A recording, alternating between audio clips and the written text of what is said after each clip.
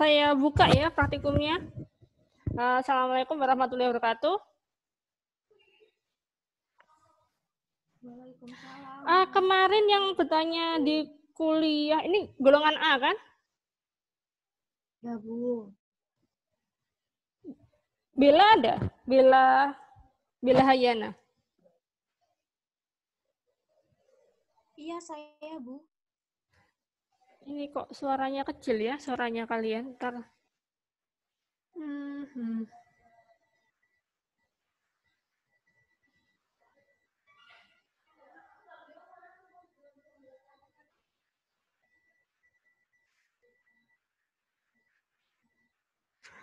Kemarin Bella sempat bertanya hidroponik kan?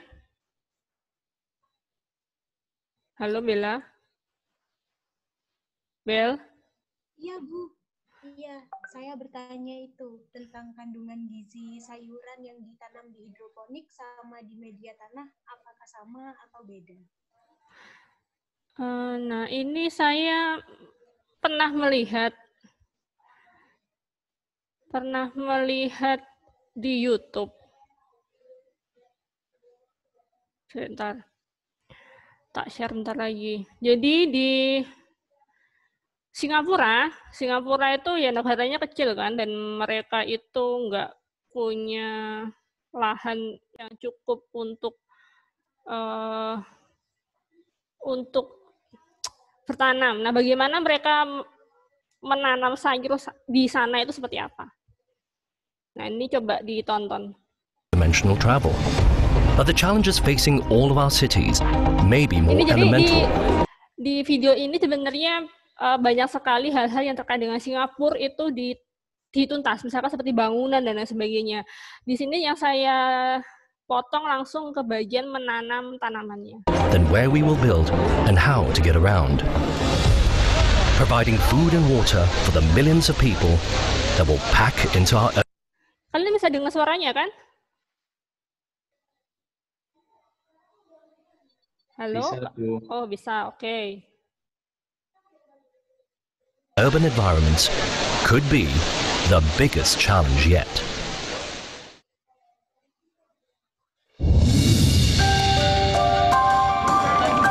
As urban populations rise, the world will face unprecedented challenges. How to house, transport, and most importantly, feed its people. In the future, as rural populations decrease, ensuring food stability will be key. In land-scarce Singapore, it's a challenge that is already being confronted. Right now, 93% of produce is imported into Singapore, and that's because there just simply isn't enough land to Nah, perhatikan bagian belakangnya itu adalah tanaman. do farming practices. Mereka cukup Benjamin Swan came to Singapore as an engineer on the Marina Bay Sands project. But having fallen in love with the city, he recognized a challenge and an opportunity to help the nation towards its goal of food sustainability. Ben is developing a new way to grow food, not just in Singapore, but in any urban environment. Sustanera is a controlled environment agriculture farm. We effectively replicate what's happening outside in nature to grow impossible products in impossible places. Singapore is a trailblazer in this technology, having opened the world's first commercial vertical farm in 2012. Now Sustanera, through their patented processes, are able to grow produce indoors, without sunlight and without soil. What we actually have done is we've come up with our own system here to introduce the seeds directly into the foam cube. So what that does is ensures that we have 100% germination success. This room has been specially designed to take the plant from its initial germination through to a mature state where we can introduce it into the main grow rooms. These large-scale growing rooms are astonishing feats of agricultural technology. The precision calibration of the growing environment allows these new age farmers to optimize cultivation at every stage in the plant's growth. We control the air temperature, the humidity, the light durations, the light wavelength. We control the dissolved oxygen in the water as well as the carbon dioxide saturation in the air. In these closely monitored growing rooms, Sustaneer is creating food history. First ever Singaporean grown strawberries. We're actually growing 3 varieties in this room. What we've learned through controlled environment agriculture, we can actually emphasize certain characteristics of the plant. So without using GMO, we can make our kale softer. We can actually make it sweet. A lot of the Singaporeans don't like their products to be bitter. So we took it into our R&D lab, and what we found was by manipulating the air temperature and humidity and also the wavelength of light and the growth cycles, we were able to create this great product that we're growing today. Not only is this farm able to produce vegetables perfectly calibrated for Singaporeans, but the techniques could provide vital farming areas for the densely populated cities of the future. Traditional land farming grows produce outside on a flat, linear area. Sustaneer's system grows food inside in any building, expanding agriculture's footprint up into the sky. So what vertical farming means for places like Singapore that has very little or has land scarcity is that we can leverage buildings to grow product. And with the efficiency that we have within our footprint, we believe one day that we could actually produce enough produce indoors to sustain Singapore's demand. Fresh, available food will be a necessity in our cities, not only to feed citizens, but also to keep them healthy. As populations age and the incidence of diabetes continues to rise across the developed world, Singapore, like all cities, needs to encourage its citizens to eat smart and well. Maskeran sambil ngobrol bikin aku jadi makin rileks. Untung ada T3 Peel Off Mask, jadi bisa bebas ngapa-ngapain sambil maskeran.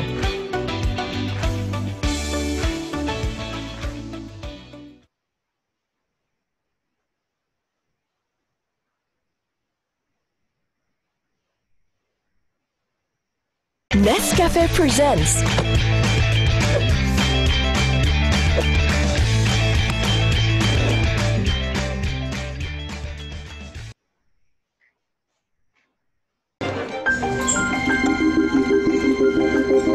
We wanted to deploy food and beverages as a tool to manage. It could be health, it could be wellness, it could be performance, and of course also for fitness as well. Believe it or not, these colorful sculptures are edible. They are the creations of Dr. Lee Man Wai, a scientist at Singapore Polytechnic's Food Innovation and Resource Centre. Using the latest breakthroughs in technology, she is creating food tailored to the exact caloric and nutrition needs of Singapore's senior citizens. We wanted to look at personalized nutrition for a target group of people. So what we started off is basically looking at people with different lifestyles, or otherwise looking at people with different health conditions. To realize her vision, Dr. Lee collaborated with bioengineer Mark Wong to build a piece of wearable tech that can monitor a person's nutritional requirements. What we have developed here at Singapore Polytechnic is what we call the InterSense system. It's in a form factor of a watch. The app Di Singapura kalau mau pemeriksaan pakai teknologi, sudah ada teknologinya. Dan para ahli gizi di sana ya cukup canggih sih pakai ini.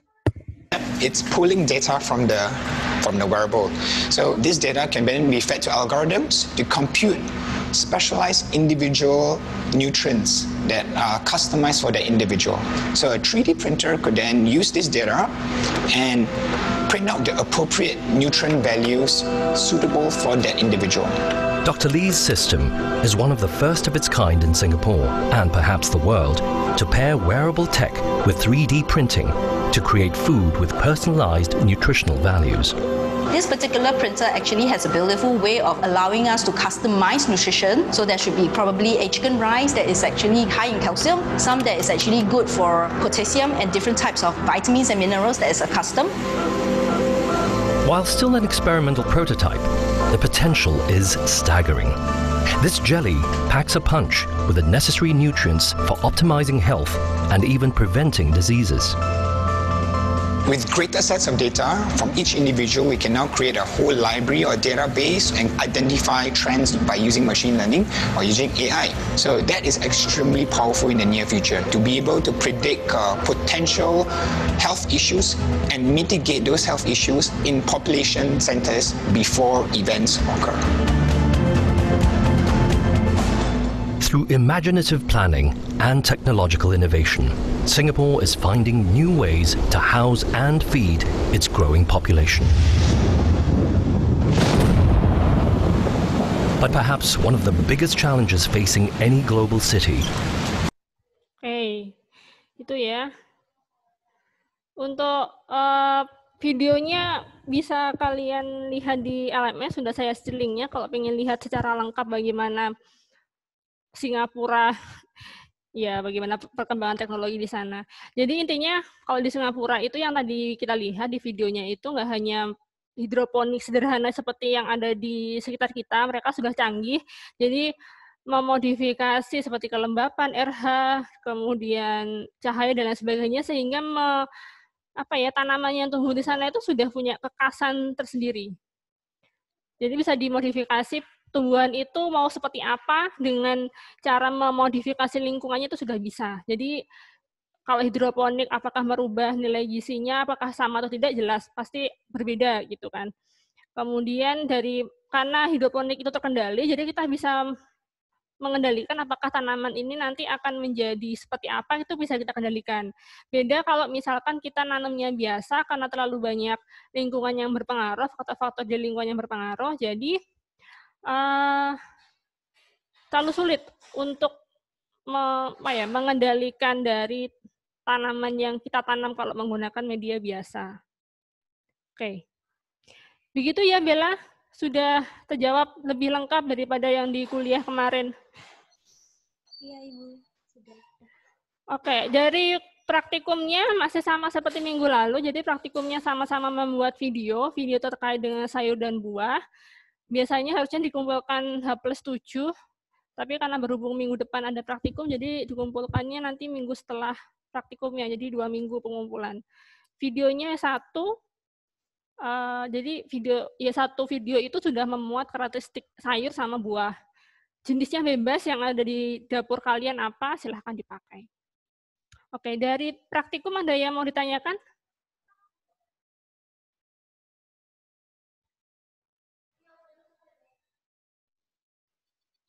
Durasi maksimalnya berapa, Bu? Sama, 1 menit. Baik, Bu.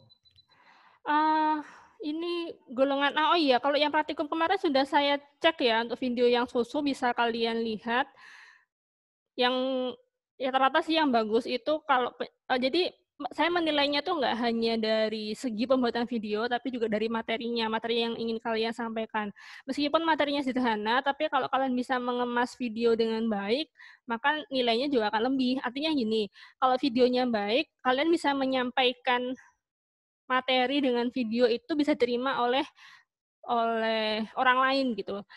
Tapi kalau misalkan videonya kalian itu biasa, dan yang terima juga pasti bingung ini maksudnya apa. Nah, itu nilainya juga biasa-biasa aja gitu. Jadi ya sekreatif kalian dalam membuat video semenarik mungkin sehingga kalau orang lain itu melihat video kalian, orang lain itu paham maksud yang kalian sampaikan itu apa gitu. Kemudian kemarin itu ada yang gini, misalkan ini adalah susu gitu ya. Botol ini nggak kelihatan ya. Jadi sini dah. Depan saya ini ada botolnya ini susu. Kemudian di rekamannya itu kalian bilang susunya itu warna putih, tapi tidak kalian tunjukkan putihnya itu bagaimana. Ada yang seperti itu. Jadi yang ditunjukkan tuh hanya susu dalam kemasan itu aja. Jadi yang terlihat tuh hanya kemasannya aja. Padahal kalau warna kan bisa ya, kalau divisualisasikan di foto atau ditunjukkan warnanya itu kan bisa. Beda kalau misalkan seperti aroma, rasa, tekstur itu harus kalian deskripsikan. Karena kan kalau tekstur masih bisa ya, dituang itu dia cair gitu kan. Atau mungkin ditekan dia padat, keras masih bisa. Tapi kalau rasa kemudian aroma itu harus kalian deskripsikan seperti apa, harus dituliskan. oh ternyata artinya seperti ini gitu. Jadi yang kemarin videonya masih belum menampakkan warna, itu ya nilainya berbeda dengan mereka yang sudah bisa menampakkan warna gitu. Jadi sesuatu yang bisa kalian visualisasikan melalui video, yang tidak bisa kalian cukup ditulis aja gitu. Mengerti ya maksud saya? Dan jenis buah sama sayurnya selain bebas, nggak harus dituntut untuk harus bagus kondisinya. Kalau misalkan kondisinya memang, misalkan yang pas kalian bikin itu kurang bagus, misalkan ya nggak apa-apa. Jadi kan kalian tahu, oh ternyata sayuran sama buah yang seperti ini dia sudah cacat loh gitu. Ada lagi yang tanyakan?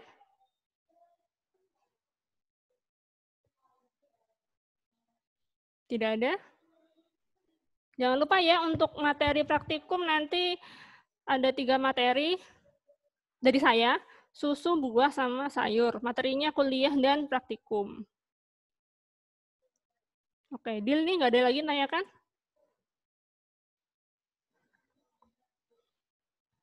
Kalau tidak ada yang tanyakan, saya akhiri ya praktikumnya. Boleh diakhiri kah? Atau mau lanjut saja?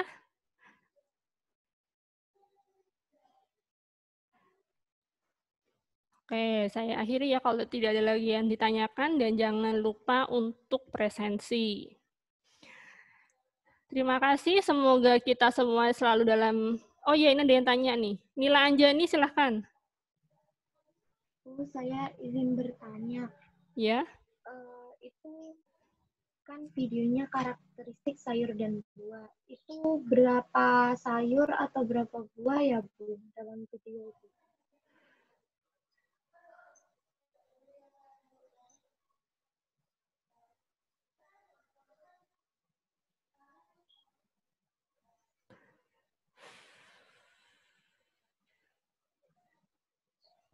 Di video sudah saya sebutkan minimal 1. Minimal 1 jenis sayur dan 1 jenis buah. 1 sayur sama 1 buah, minimal. Mau 100 sayur sama 100 buah juga nggak apa-apa. Yang penting kalian memenuhi untuk minimalnya. Gitu ya. Oke. Ada lagi? Kalau tidak ada, saya akhiri praktikumnya. Terima kasih. Wassalamualaikum warahmatullahi wabarakatuh. Waalaikumsalam warahmatullahi wabarakatuh. Terima kasih, Bu.